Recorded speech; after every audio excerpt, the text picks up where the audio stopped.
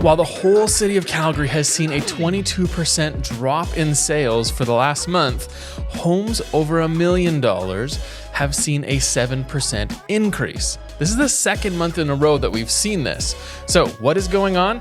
We're gonna dive into all the stats, and I have compiled a market update report for you that you can grab in the description. So as we take a look at the data, I showed this chart last month, and what it's basically talking about is that 3.5% of Q4 2024, basically Alberta is still leading population growth in all of Canada. And this is really interesting. Now, I want to dig deeper to an article and some stats that just came out, I think just yesterday, at the end of the month.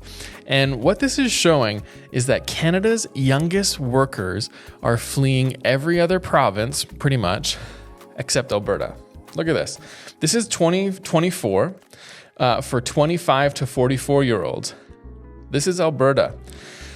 There was nearly 18,400 young people, workers, that left other provinces and came to Alberta. Ontario saw nearly 8,100 people leave. Manitoba saw about 3,100 people leave. Quebec, they saw about 2,100 people leave. And BC, they saw about 1,700 people leave. So who are these workers? Well, these are the 25 to 44-year-olds in our country. They're in their peak production years, and they're really driving consumption. I mean, these are the individuals who are, getting together, building families, having homes, cars, all of this kind of stuff. They're taking career risks. They're taking investments. They're figuring out their future. Now, what is the big deal with this? This is basically since 1976 and 25 to 44-year-olds, and how are they coming to Alberta? Well, this is some peak years that we have not seen in the past. I mean, and what is the reason for this? What is the importance of this? I mean, this is showing which provinces are offering real opportunities. People in their 25 to 44-year-old range, they're looking for opportunities. This is their critical years for wealth building. They want to get into home ownership. They want to build families. And this is an impact on the future prosperity through career development, investment compounding, business creation, all of these things. And Alberta is a place that 18,000, 19,000 from other provinces have come here. Now, we can talk about all the numbers of immigration, but there has been some things that have been shown that immigration and immigrants coming to the country are having a harder time finding a job. But those that are moving from other provinces aren't having as hard of a time. And that's just some stats that I saw this morning, actually. So how does this impact the luxury market? Well, this could actually have a lot to do with the reasons that we're seeing $1 million or over a little bit doing better than the rest of the city. So what do the numbers look like this month? Well, in Calgary, we had 626 active properties over $1 million, where there was 225 sales. Canmore had 86 actives and 34 sales. And then you can see the numbers over here for the rural areas, and then kind of smaller numbers down below for all the other areas. And as you can see, Okotoks, their 30-day months of inventory was really high. So again, when you're talking about one sale, that's going to really impact a lot of what is happening. So ignore that. And let's look at Calgary. So Calgary is sitting at 3 months for 30 days and 3.3 months for 90 days. So that is showing a trend downwards, right? It is getting better. We're moving into that spring market. And truth be told, we've kind of gone through a weird beginning of the year that's a little bit more abnormal than usual, right? We ended up having elections, tariffs, all of these things that have happened, but now the election is over. We're moving into the new month.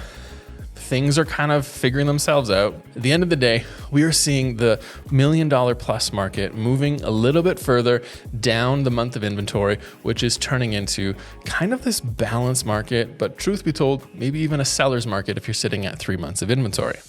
So Calgary is sitting at about 1.274 for the median price for last month.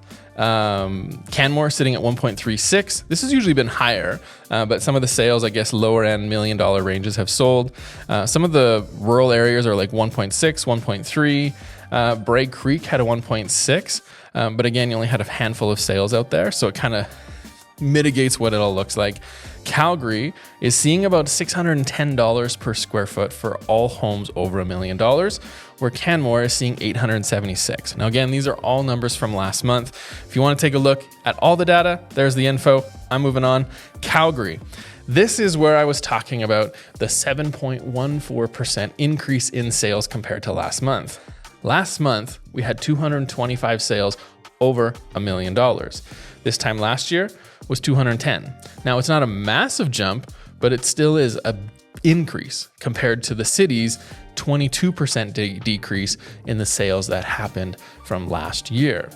And this trend line is really moving upwards. Even 2 years ago, we were sitting at 150 sales, right? So there is something happening in this $1 million market, but not all neighborhoods are as equal. And I have some interesting stats later on. I'm going to actually show you 6 neighborhoods that have the most active properties, and kind of some hidden gems, you might say, in if you're looking at buying properties, how you can ensure that you might be buying in a better neighborhood than another. It's just something that I noticed as going through the data. When we look at the 90-day inventory, this is basically, I mean, you can see right here, 1.3 to 1.4 is sitting at 4.26. So that technically is in a buyer's market. So if we go right here, I'm going to try to make this straight. There's that. And about 2.5. In the million to 1.1 range, you're at 2.16, so easily in a seller's market. The 1.1 to 1.2 is sitting in a balanced market. And there's definitely a lot of sales. So the red line here is how many sales in that price range happened last month. Green line is how many active properties. So as you move up, like into your just under 2 million, this range right here, you can see it moves into a buyer's market. But when you're in the 2 to 2.5, it gets a little bit better. And again, it's a bigger price range, less properties, but a bigger price range. And then when you get into the 2.5 and 3 million, there's only 5 sales, but 25 actives, and then so on and so forth. Where when you're up in the higher ranges, definitely seeing some 10 months of inventory. But there was, I believe, a sale of like 13 million inner city Calgary, and I think it was kind of a residential combo. It was cool. Anyways, we're not going to talk about that. But when you back it out and look at the whole city, roughly, again, these are not going to be perfectly straight, but you can see this is roughly a balanced market in the middle. Here's your $1 million range right here and up that way. The rest of the city is really sitting in a solid seller's market or just barely into a balanced market, where $1 million range, it's really not until you get into, roughly like 2 million, 1.9, 2, right up in this range and up, that it starts to increase from there. So what does this tell us? Well, $1 million price point, 1 to 2 million, there are definitely way more sales and it's moving fairly decently, but not every neighborhood is the same. And when you look at kind of the different product types, there's a different story in here as well. So let me walk through this. Right now for detached homes for this month or last month, there was 3.2. Month before that was 4, 4.6, and 3.7. Now, when you look at semi-detached, it's very steady at about 4 to 4.5 months of inventory.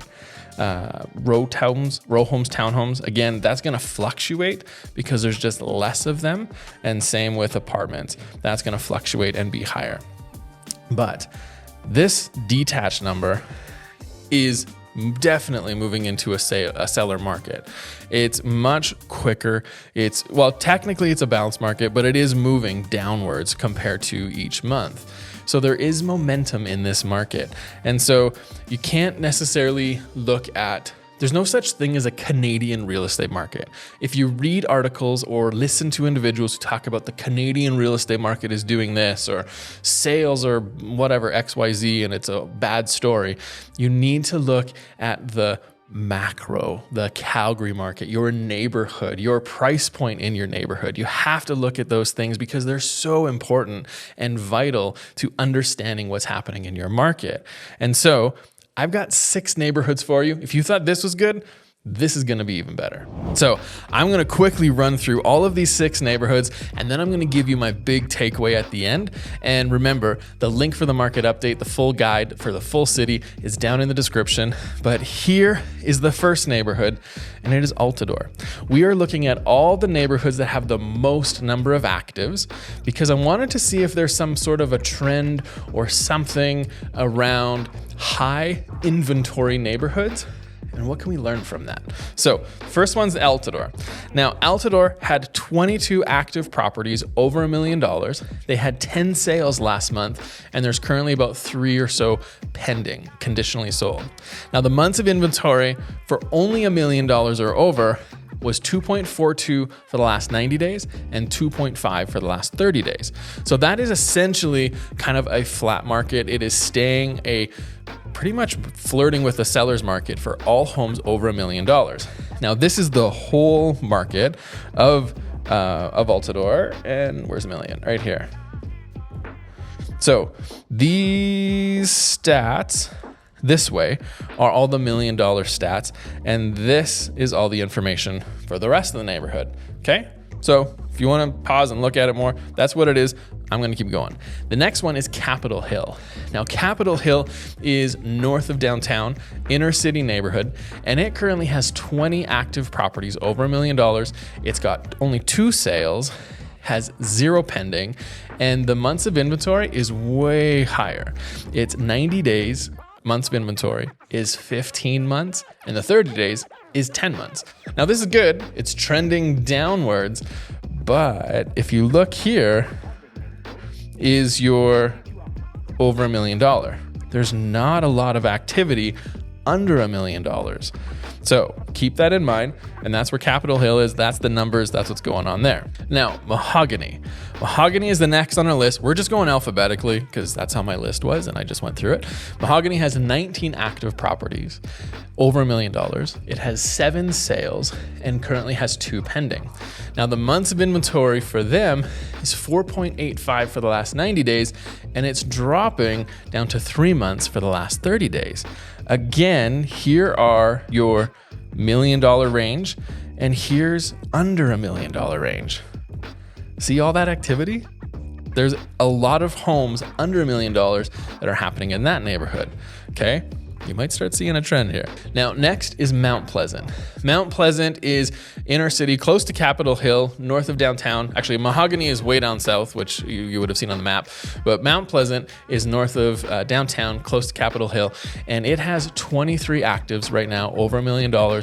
2 sales, that's it, and 2 pendings. So the 90-day months of inventory there is 8.63 months of inventory, where the 30 days is 11.5.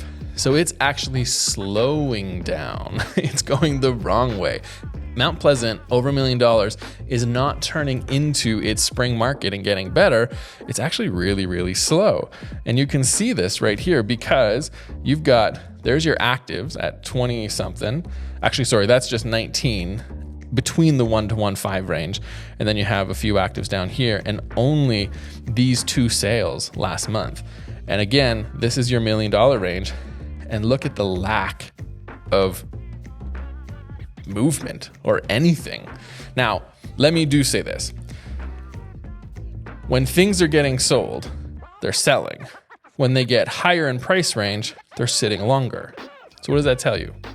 Overpriced, lack of interest, demand in these higher price range, perhaps new product that isn't meeting the criterias of the buyers that are looking in there. Few thoughts. Now, let's take a look at Richmond. Richmond is also inner city. it has 20 actives over $1 million, only one sale and one pending, where your 90-day months of inventory is 7.88 and the 30-day is 21. So that is like totally going the wrong way.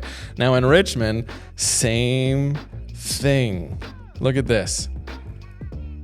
No activity in the lower end. However, when things sell, they go quickly, but there's just not a lot of it, okay? Now, the last one we wanna look at is Springbank Hill. Now, Springbank Hill has 23 actives in it. It has 6 sales and 1 pending. The 90-day months of inventory is 5.14 months, and it's decreasing. It's getting quicker, moving into that balance market there over the last 30 days at 4 months of inventory. And when you look at the chart, again, look at this, the activity that's happening below. Buying $1 million home, not everyone is gonna be able to do.